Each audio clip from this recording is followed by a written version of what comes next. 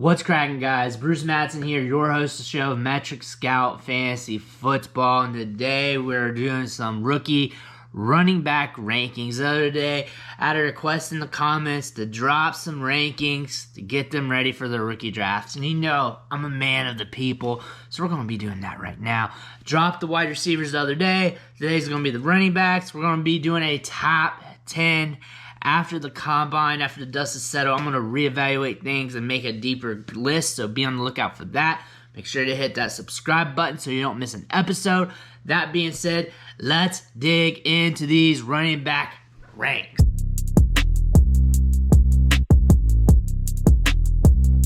Before I start these running back rankings, I want to preface that I'm not really huge into this class. I like the top end a little bit. I don't think it's world beating. I don't think we have elite studs. I think we got some really good backs with the top end of the draft. I think the depth of this class is in question. I think we're going to be very disappointed once the combine comes. I think a lot of these guys are going to run a lot slower than expected. And once the draft happens, I guarantee you one of these running backs who we're just not talking about that much is just going to get a boost up the board, and that's going to create some values for us. But overall, when we're talking about depth, we're talking about the top end.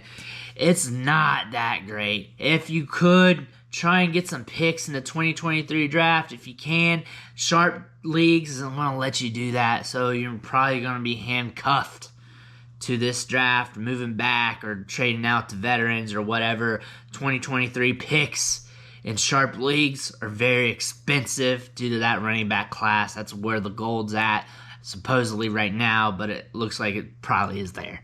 But let's dig in right now. And like the last time I talked about this group, these rankings, I still got this tier the same with Isaiah Spiller and Breece Hall. They are my 1-2.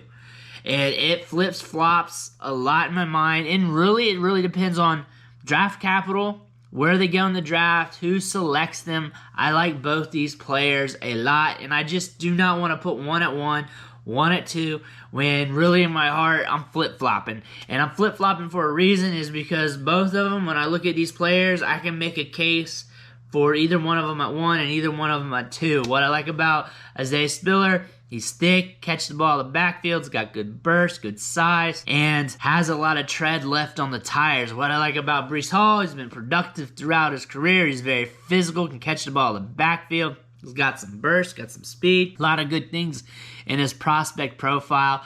You can make negatives on either one of them, but really, you're just trying to dig a little deep. But the overall landscape is that these two are some pretty decent running backs, and they're going to get draft capital. Going to the running back 3 on the list in the rankings, and he's always been here at 3, and I really call this the big 3. I just have Spiller and Hall tiered off together. Whoever you like at 1, take him between those two. But for my RB3 right now is Kenneth Walker, running back from Michigan State. Some people have him as the running back 1. That's cool. That's all right. I'm cool with that because he has shown to be very productive. Rushed for over 1,600 yards, 18 touchdowns this year. Looked good doing it. Has a good approach to the line of scrimmage, good vision. Moves laterally very well with excellent change of direction skills. Did not catch the ball in the backfield much during his collegiate career, so that's something we want to keep an eye on once he hits the NFL. But on top of that, he's going to be getting good draft capital. He's going to be getting the opportunity to succeed early in his career. This is going to allow him to get that opportunity to really prove himself to be an RB1 for his team. After this, the rankings get a little dicey, a little iffy, but not too shabby for me. My RB4 right now in this class, and until things change either with draft capital or a failure at the combine, we're not moving much here in these next two guys. Tyler Algiere, running back from BYU, is my RB4 right now, and he's team thick, 220 pounds. Rushed for over 1,400 yards this year, 20 touchdowns, 3.93 yards after contact per attempt. I believe he's going to get decent draft capital, especially if he runs well at the combine. Heard good reports about his 40 time. during the season. Look at him on tape. He does run with some pop. Is it elite level 40? We're going to go see that out, but he does run with some speed, and he's got some size. Size-adjusted speed's always a good thing. Looks good on tape with good vision, with the ability to move laterally as well. Tyler Algiere is the RB4. RB5 on my rankings right now. I've had him as RB4 before.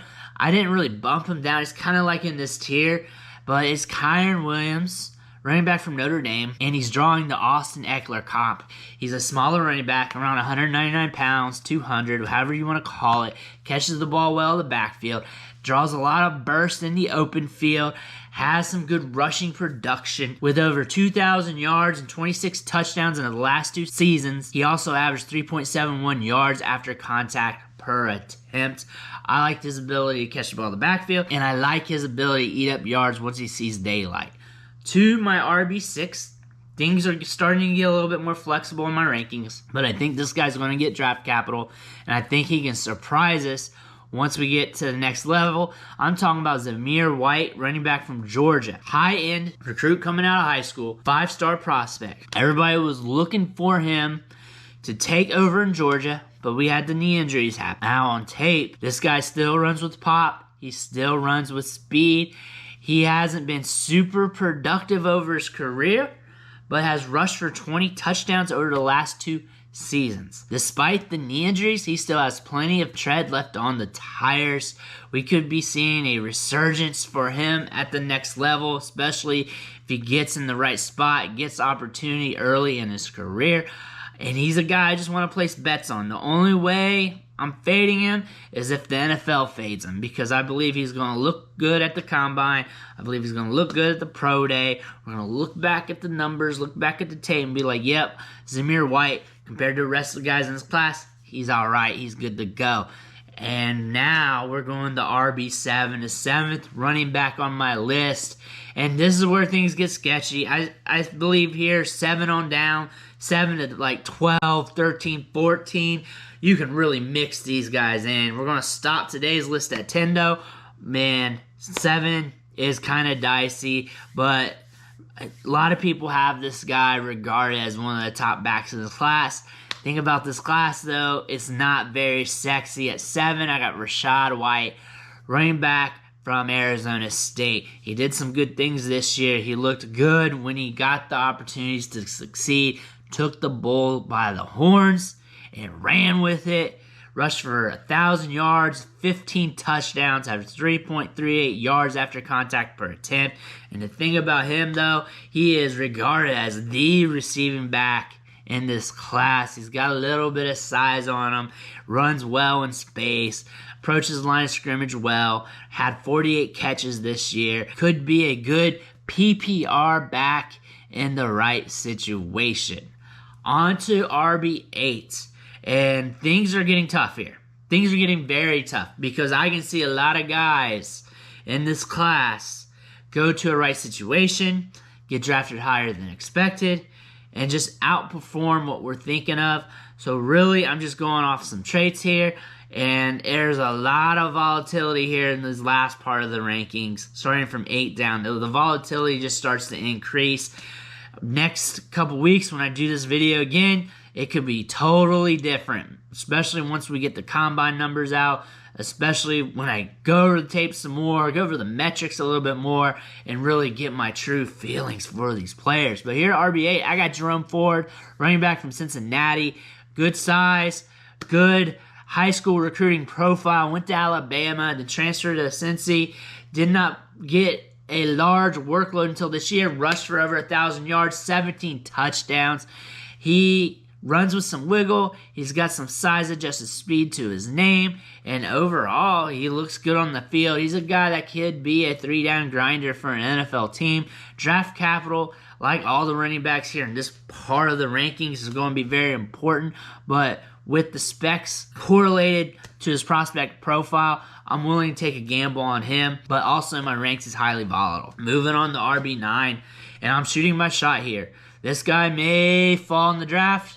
He may go higher than expected, but I really want to shoot my shot on this player, and I had to bump him in here. A lot of people's been talking about him, but I really, really want to make a play for him in my drafts unless he totally falls off the board. I'm talking about Zonovan Knight from North Carolina State. Bam Knight. People have been talking about him left and right. And really, I've been thinking about him this whole time. When I first started looking at this class earlier this offseason was his age. He's only 20 years old. He's going to be one of the younger running backs in this class. This dude runs with pop. He runs angry. He moves laterally well. Can pick up some burst in the open field. There's a lot of stuff to like about his prospect profile. Rushed for over 700 yards in each of his 3 seasons. He also accumulated 47 catches in his last 2 seasons as well.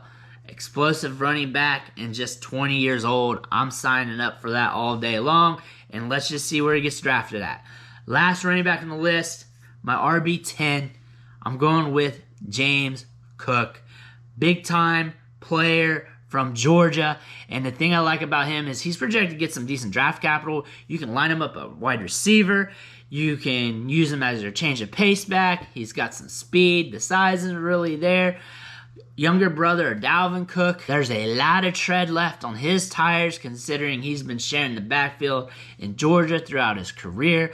But really, when I'm looking at these running backs, especially this late in the rankings, the one thing I am looking at is draft capital. And if a lot of people are pegging him to get day 2 draft capital, and I'm here in the back half of this top 10 rankings, then I'm going to be pumping up that dude, James Cook. I'm going to be looking at his way in some drafts. I'm not super high on him. That's why I kind of got him lower than a lot of people. And there's also a lot of volatility after 10. There's some guys not being named that I also like that you're probably going to comment on that I'm thinking about putting him in here anyways. And really, once you get to 8 here, once you get to 7, 8, 9, whatever part of his rankings, they're really the same about 12, 13, 14 when you look at value, opportunity, upside, and everything else because of how this running back class is set up. Like, I don't think it's that great of a running back class. I think it's deep in a weird way. I think we got a bunch of guys who can be like an Alexander Madison type, who can just be a good backup, good role player. I think we have a couple guys in this group that can exceed expectations because they're bigger, they do have a little bit of speed, or they can handle a full workload and really prove themselves that way. But at the top end of this class, I really want to hammer on Isaiah Spiller, Breece Hall, Kenneth Walker. I want to get those big name guys if I'm going to be paying up for running backs. Outside of that, I'm going to be hammering values in the second round. Really, when you think about this class, this running back class, the best value, the best get is to really go after the depth at wide receiver. And that's what I plan to do with this class, especially once the big names are off the board. If you're not super struggling at running back, or if there's no value in your rookie drafts, don't chase running back. Go after those receivers until the well is dry. But that's all I got for you guys today. Top 10 running backs. There's going to be some changes here in the next few weeks. I guarantee you. I'm not really in love with the list on the back end, so you're going to have to stay tuned. Make sure you hit that subscribe button on the way out. Every subscription matters. It fuels me to keep putting out this content. It fuels me to keep helping you guys with your fantasy teams. It fuels me to go over the tape, the metrics, and everything else. Again, I want to thank you, and I'll catch you next time.